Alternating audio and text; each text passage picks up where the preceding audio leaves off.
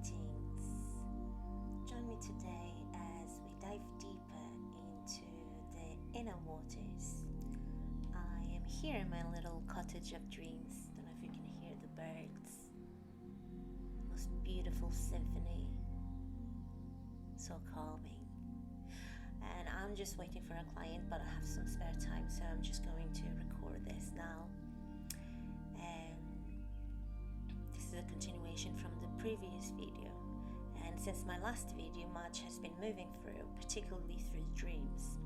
Water has continued to appear, oceans, tides, submerged worlds, inner seas, amongst many other things. And this unfolded alongside a moment of deep knowing while I was reading the words of my great teacher, Ishtara, who spoke then of the crying mermaids. That was a teaching that still continues to reveal deeper layers through direct experience. As I read her words, I felt this wave of sensation moving through my spine and had these images, and through these images and sensations, a continuous thread of understanding began to take form. And what began as a sensation in imagery slowly started to organize itself into something more structured. To enter this more clearly, it becomes necessary to name the movement that underlies it. So before we begin, I would like to clarify what I really mean by descent. The descent being referred to is the movement of the soul into form, the passage from subtle existence into embodied life. It is a transition of from light into density, from undivided awareness into structure and experience. There is an ancient recognition that the human being originates in light and returns to it. And this is expressed as you came forth from the light, and to the light you will return. With this awareness, the movement into the body can be understood more clearly. The journey begins in the flesh, within the waters of the sacred womb, where the soul enters into form and begins its process of embodiment. From there, the path continues through infancy, childhood, adulthood, and later stages of life. In earthly terms, the later movements of life is often described and associated with a decline. The body changes, the structure starts to soften, and the systems start to slow down. But from a spiritual perspective, this same movement corresponds to ascent. As the body gradually releases density, the organizing principles of the soul becomes less bound to structure.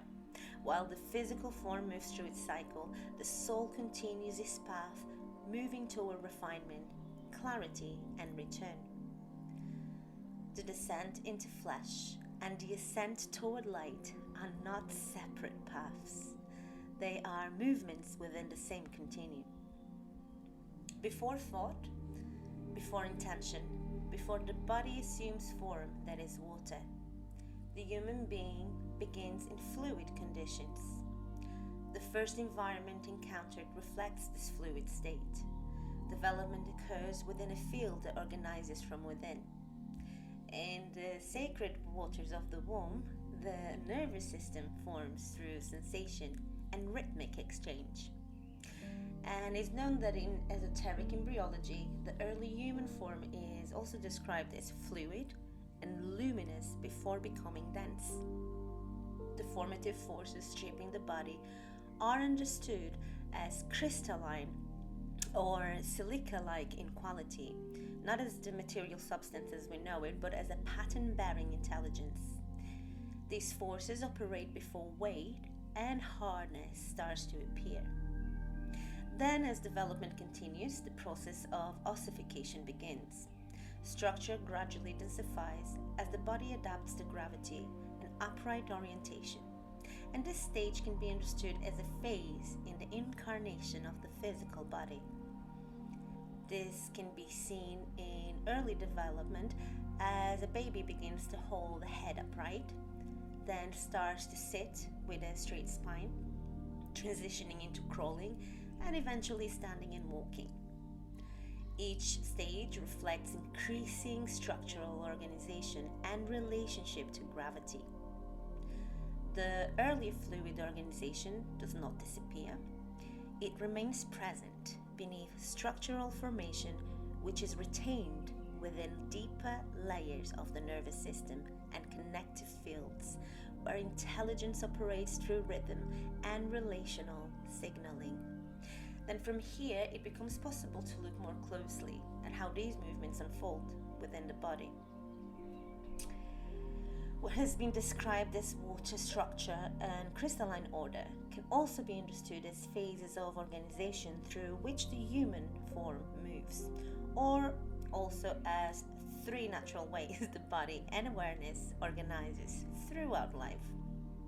So to recap, in the first experience in the womb, which is the fluid phase, the body begins in a state of softness and continuity. Everything is connected and is in motion, organized through subtle rhythms and continuous movement.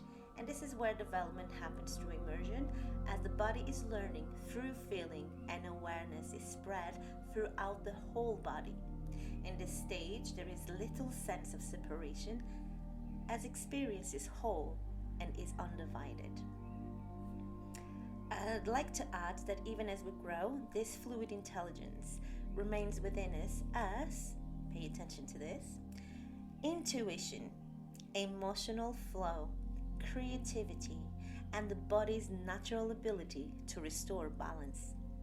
If you are somehow like me and ever wonder what is and where does intuition come from, this is my guide to spark a little bit of curiosity with you. So after this phase, as development continues, the structural phase emerges. This is where the body becomes more solid and defined. The bones strengthen, posture forms, and movement becomes directional. Start reaching, standing, and walking. Here, the boundaries become clearer, and we begin to experience the inside and outside, the self and others. This is where identity begins to take shape, and the sense of the I becomes more distinct. I also would like to add here that in the teachings of Rudolf Steiner, and I shared this in previous videos, that is also it's actually perceived as a gradual unfolding for the first 7 years of the child. The child learns through imitation, absorbing the world completely as if they are part of everything that is around them. These early years also sink deeply into the body and quietly shape patterns that continue into adulthood. From around 7 years old onwards, a more defined inner life begins to form, and through this, the sense of self slowly gathers and becomes clearer over time. The nervous system becomes more focused on coordination and response, and our perception becomes more structured. This is when we start to interpret and act, and life moves in a more linear way, so one moment to the next. This phase gave us stability, direction, and the ability to function in the physical world. But when overemphasized, it can also lead to tension, rigidity, and a sense of disconnection from the deeper flow within the body. Now, in the later stages, the crystalline phase begins to emerge. The body softens, density reduces, and movement becomes less forceful. There is less reliance on effort and more sensitivity to subtle internal shifts. The organizing principle moves from force toward coherence and from doing toward aligning. Patterns that were once held tightly begin to loosen, allowing a different kind of intelligence to start to guide the system. Awareness becomes clearer, more spacious, and less restricted. It becomes more transparent and able to perceive without becoming entangled. This is all about refinement here. I'd like to bring your attention that to the fact that these phases are not separate and they are not fixed stages. They exist together as a continuum, like I said before, within the human form. The fluid lives as flow and feeling. The structural as stability and action, and the crystalline as clarity and awareness, with the breath moving between them, acting as a bridge. When the breath is natural and unforced, the body begins to synchronize and a sense of coherence returns. You must also understand that change comes through allowing and listening to what is already present, and that we are learning to feel all three at once, for balance can only come through if you are ready to allow them to be integrated. When you soften, you reconnect to fluid. When you ground, you engage structure. When you become aware, you touch the crystalline. Yes, there are times one might be more dominant than the other, but the others are always present. The intelligence that formed you in the beginning is still active now as you're listening to this. Nothing new is being added, for we are simply remembering how to feel again. There's also a recognition that emerges through this path regarding guidance. The presence of a true teacher is not to define the path, but to illuminate what has not yet been seen. A true teacher does not impose knowing, but plants seeds of the unknown, seeds that unfold in their own time according to the readiness of the one receiving them. These teachings are layered, not meant to be fully understood in a single moment, but to live within the body, revealing their depth through experience. In this way, the role of the teacher is not to be followed, but to awaken. There is a quiet gratitude held here for my great teacher Ishtara, whose presence has served as a catalyst within this unfolding.